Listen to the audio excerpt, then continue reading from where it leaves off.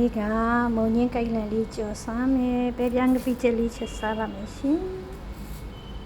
ပဲပြားအမကြီးတွေမကြိုက်တော့နည်းနည်းပြော့တဲ့ဟာဝယ်ခဲ့တဲ့ပုံနော်အဲ့ဒါကိုကိုကနဲ့ကိုနည်းနည်းလေးပြန်ပြုတ်ပါမယ်ရှင်ရင်နည်းလေးကဲပဲပြားလေးတွေအပျော်လေးဝဲလာတာဆိုတော့ချက်ရင်ကြင်မှာဆိုလို့ရေတရေစုလေးတဲပြုတ်ပါလေရှင်ခုလိုပဲပြားလေးပြုတ်ထားတော့ကိုအနီလေးကိုပပလှိမယ်ရှင်ချစ်သွန်လေးချစ်သွန်ပြူလေးကိုထောင်းမယ်ခုဆိုရင်ပဲပြားလေးတွေကတင်းတင်းလေးဖြစ်လာပြီပေါ့နော်ဖွက်နေဆိုတော့လေးချလို့ရပါပြီဖြူလေးထောင်းမယ်ရှင်ဘာဝင်ပြီးစီလေးစင်းဖြစ်ပြီးဆိုတော့စီဝိုးလေးတဲပြီးချက်မယ်ရှင်စီလေးထက်စီလေးဘူးလန်ချက်သွန်လေးထက်ခုလိုချက်သွန်လေးနွမ်းလာရင်ရောင်နည်းနည်းမောင်လေးထည့်ပါမယ်ခုလိုချိန်မှာစိမ့်သားငပီလေးထည့်ပါမယ်ရှင်ငပီလေးဖွဲ့လာရင်ရောင်နည်းမောင်လေးထည့်ပါဒါပြင်ကျန်းမုံလေးလည်းထည့်ပါလေရှင်အဆက်ကြရင်လည်းပို့ထည့်လို့ရပါတယ်ရှင်ခုလိုကျန်းမုံလေးလည်းညီးလာပြီဆိုရင်ခဲညက်လေးထည့်ညက်လေးထည့်ပြီးရင်ရတာလေးဆက်ပါမယ်ရှင်ချစ်သွန်ပြူလေးကခုချိန်မှာအုပ်ပါလေရှင်ပြီးရင်ခဲညက်လေးအိတော့ရေလေးနဲ့ထည့်ပါလေခဲညက်လေးအိတော့ဖုံးလေးခဏအုပ်ပါမယ်ကဲခုဆိုခဲညက်လေးတည်ထားတော့ပဲပြားလေးလှီးပါမယ်ရှင်ကဲခုဆိုပဲပြားလေးလှီးပြီးတော့ရှင်ခဲညက်လေးလည်းပြီးတော့ဖြစ်နေရှင်ဒီထဲကိုပစုံကြောက်ကြရင်ပစုံကြောက်ထည့်ချက်လို့ရပါတယ်ရှင်ကျမတို့ကတော့ပစုံကြောက်လို့ရမ်းကြိုက်တဲ့မှာပါလို့မထည့်ပဲချက်ပါဘူး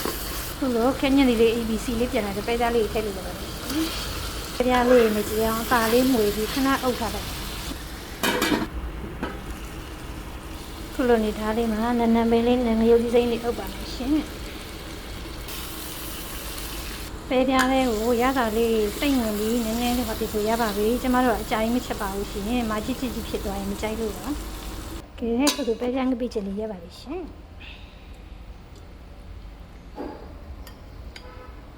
ငပိချက်လေးပြီးတော့အရွက်လေးတင်နေပါအောင်ရှင်ကဲအရွက်လေးတင်ပြီးတော့စားရည်လေးခဏစိမ်ထားပါလေရှင်စားရည်စိမ်ထားတာအရွက်လေးကနည်းနည်းကြာပြီးတော့ဆေးပြီးကြော်ပါတော့မယ်ရှင်ရစေးရင်ရေများများနဲ့3လီတာလောက်ဆေးရပါလေရှင်အခုဆိုရွက်လက်ဆေးပြီးလေကြာပါလားမယ်ရှင်လို့စီလေးပူလန်ချစ်တင်လူလေးထည့်ပါလေရှင်ချစ်တင်လူလေးနီလာရင်ရွက်လေးထည့်ဆမ်မလေးထည့်စားလေးထည့်အခုဆိုရဲကြော်လေးလေးချက်ပါလေရှင်ကဲအားလုံးချက်ပြီးဆိုဖျားစွန်းတော်လေးလည်းရပါပြီရှင်ကဲဒီနေ့ကတော့အသားဟင်းကကျမတို့ထုံးတန်တိုင်းပေါ့နော်ရှေ့ရက်ကကျန်တဲ့ဝတ်သားဟင်းလေးတွေကိုနှွှေးပြီးတုပ်စားပါမယ်ရှင်အဲ့လိုပဲဟင်းနေမကောင်းရင်အစ်စ်ထမချက်ပါဘူးရှင်ရှေ့ရက်ကဟင်းလေးကိုနှွှေးပြီးအဲ့လိုပဲလုပ်စားပါလေသားဟင်းလေးကိုတုပ်စားရေးကျက်သွန်လေးကိုပပလေးပြီးစားရည်စိမ့်ထားပါမယ်ရှင်အဲ့လိုပပလေးပြီးစားရည်စိမ့်ထားရင်မမှောင်ပါဘူးရှင်ကဲအခုဆိုရင်နှွေးလို့ပြီးတော့ပါပြီပူနေတော့ကြိုင်လို့မရအေးပြန်ခံရပါအောင်မယ်ရှင်ညက်ကကြီးလေးနဲ့ညက်ကျပန်လေးနဲ့ငရုတ်လေးညက်ထားပြီးထက်ပြီးရင်စားလေးနဲ့ထက်ချုံမလေးလေးနဲ့ထည့်